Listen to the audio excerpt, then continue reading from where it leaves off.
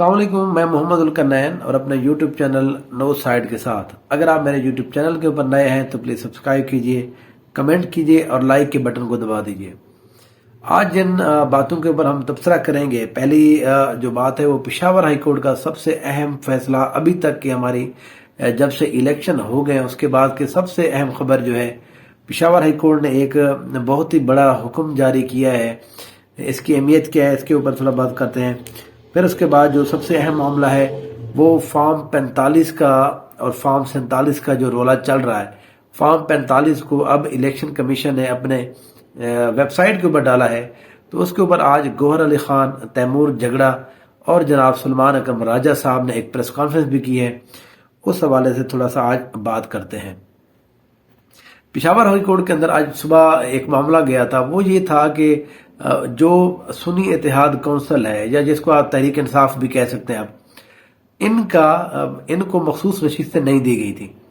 اب اس کے اوپر پلی جو لی گئی تھی وہ لے گئی ہے کہ کیونکہ انہوں نے پہلے اپنے ایک لسٹ نہیں پہلے جمع کرائی. کیونکہ ہوتا یہ ہے کہ آپ کو پہلے لسٹ جمع کرانی پڑتی ہے.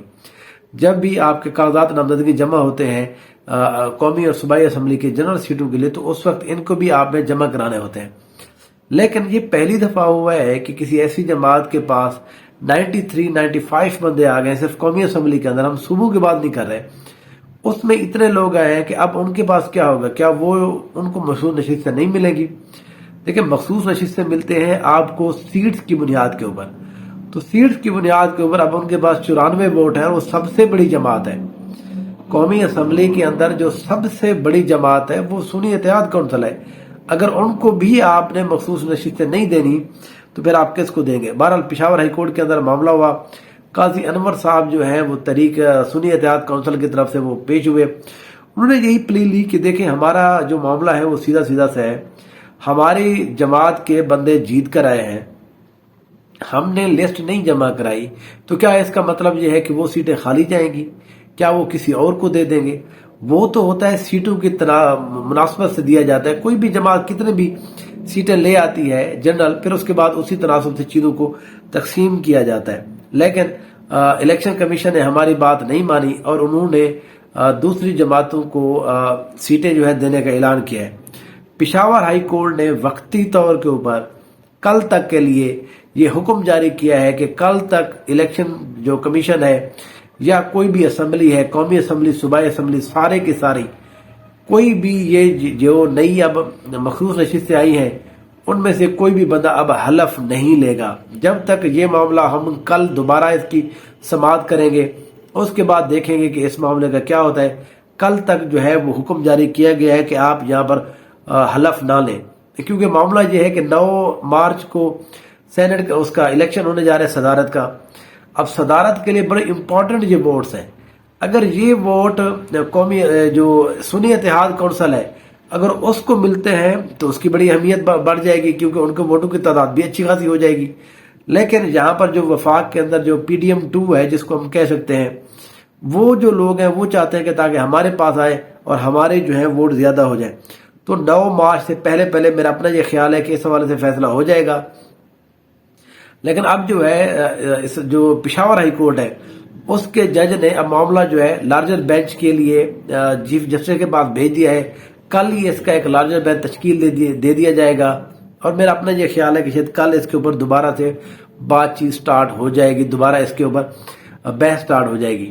اس کے اوپر جو ہے الیکشن کمیشن کی طرف سے جو بھی بندہ پیش ہوگا اس نے یہ ثابت کرنا ہے کہ اگر کوئی جماعت کسی بھی وجہ سے، میں ایک مثال دیتا ہوں، اگر میری ایک جماعت ہے وہ میرا خیال ہے کہ صرف 2 سیٹیں جیتتی ہے وہ، تو میں اس لیے 2 یا 3 لوگوں کے مخصوص نشستیں بھی جمع کرا دیتا ہوں.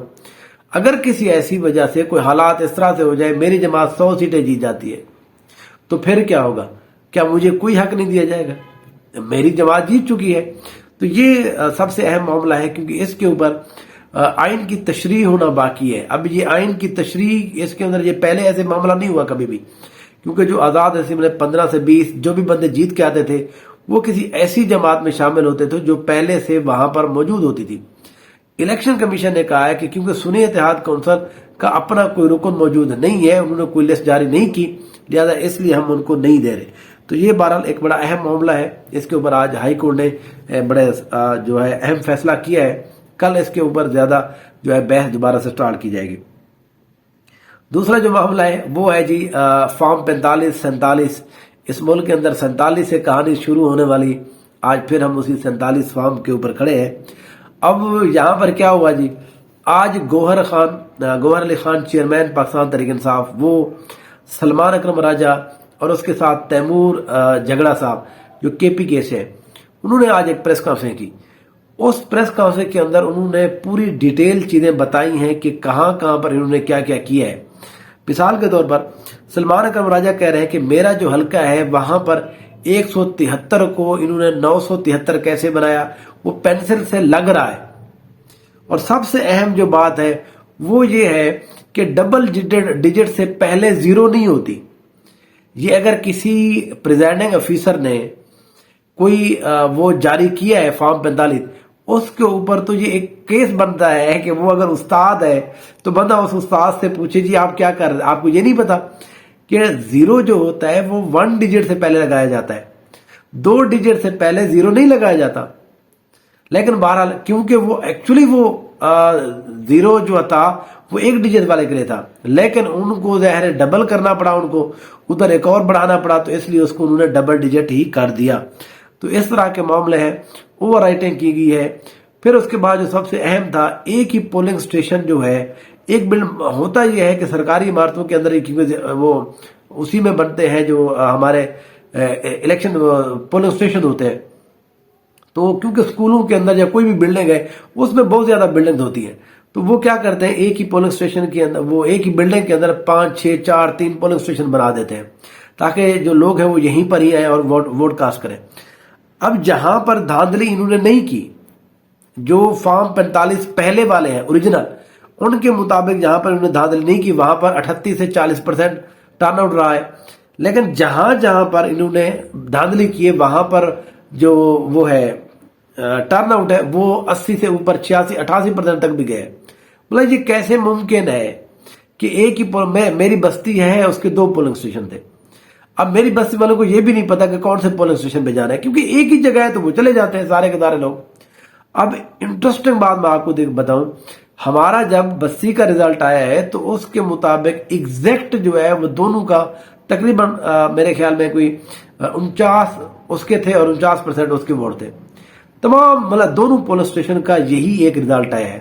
لیکن یہ کیسے ہو سکتا ہے کہ ایک کے 88% ہوں اور دوسرے والے کے جو ہے وہ آ جائے، وہ کہیں گے نہیں جی ہم تو آتے نہیں ہیں، وہ صرف 40% تک رک جائے. تو یہ بہرحال بہت بڑا دھاندلا ہوا ہے آج. اس حوالے سے الیکشن کمیشن نے یہ فارم 45 یہ میں آپ کو بتاتا ہوں یہ آخر انہوں نے اپلوڈ کیے کیوں ہیں، کیونکہ سنے یہ جو علامہ راجہ ناصر آباد صاحب ہیں، انہوں نے ایک پٹیشن دائر کی اسلام آباد ہائی کورٹ کے اندر. انہوں نے یہ کہا ہے کہ دیکھیں جی فارم 45 جو ہے وہ 14 دن کے اندر اندر آئینی طور کے اوپر اپلوڈ ہونے چاہیے تھے، ابھی تک وہ اپلوڈ کیوں نہیں ہوئے. تو یہ جب پٹیشن گئی ہے کیونکہ اس کے اوپر اسلام آباد ہائی کورٹ نے بڑا سخت ریمارک دی، وہ کہتے ہیں جی آئین کی خلاف ورزی ہو رہی ہے. تو جیسے ہی پتہ چلا الیکشن کمیشن کو، ان کا جی چاڑو جو آپ کے پاس جس حالت میں تیار پڑے آپ ان کو لگا دو. تو اس کے اندر جو ہے اس طرح کی غلطیاں کی گئی ہیں، وہ بیٹھے بیٹھے جلدی جو ہے. دیکھیں اس انداز سے اگر آپ نے کوئی بندہ الیکشن جیتنا چاہ رہا ہے تو یہ کوئی مشکل بھی نہیں ہے. مجھے کھڑا کر دے، میں کسی بھی حلقے سے مجھے جتا دے، ظاہر ہے چلنا آر او صاحب نے اس کی یہ 20 والی 15 والی پینسل یہ وہ چلنی ہے تو پھر ٹھیک ہے. باقی جو ہے جس جگہ کے اوپر انہوں نے جینون دھاندلی کی ہے، وہ جو اساتذہ کرام ہیں، وہ جتنے بھی لوگ ہیں، ان لوگوں سے جا کر پوچھنا چاہیے. ان کے یہ جو میڈیا ہے وہ وہاں پر جائے، ان سے جا کے پوچھے کہ یہ آپ نے کیوں کی ہے، آپ نے اپنے پروفیسر کے ساتھ غداری کی ہے، آپ اپنے بچوں کو کیا جواب دیں گے. اس طرح سے آپ اس دھاندلی کے اندر ملوث رہے. اگر نہیں رہے تو آپ بتائیں آپ نے جو فارم 45 جاری کیے ہیں وہ ٹھیک ہے.